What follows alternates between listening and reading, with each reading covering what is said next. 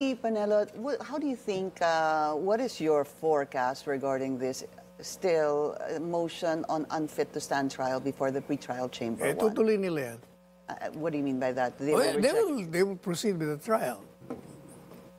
Unless we're overrun by events. Okay. Hindi po. Legally, doon po tayo doon sa legally. Meron pa ho kasi kayong naging... Palagi naman legal eh. Urgent, meron pong unconstitutional means.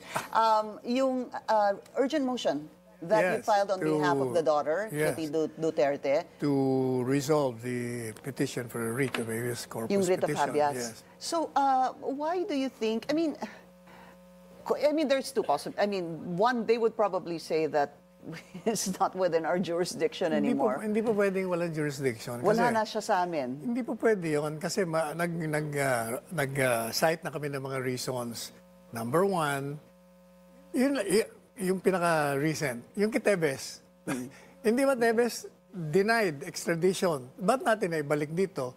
Mantalang talo tayo doon. Number two, yung sa Trump case, may dineport. Pero irregular yung kanilang deportation. Sabi ng Supreme Court, mali kayo. Facilitate the release.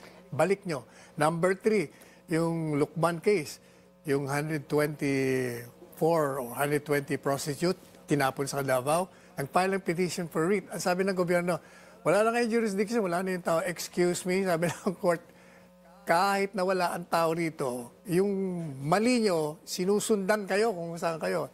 In other words, my argument from the very start is the government has committed an illegal act, then the Supreme Court has jurisdiction over these government officials and therefore can compel them to correct what they did and bring back the president, Very former quickly, president here. Attorney Panelo, why do you think wala pa pong decision dyan? Hindi ko alam kasi unang-una, ang Korte Suprema naman maraming trabaho. Pangalawa, medyo mahirap din naman yung legal issues involved.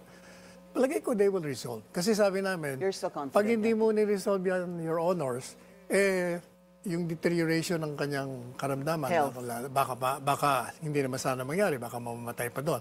Pangalawa, yun yung mga involved doon sa illegal act, lahat sila na-promote Para bang nire-reward natin yung illegality.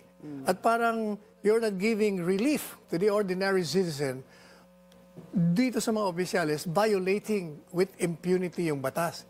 Kaya kailangan sabi namin, i-resolve niya na po para ma-prevent na natin to so that the majesty of the law will prevail. Former Chief Presidential Legal Counsel, Attorney Salvador Panelo. Sir, pleasure to have you.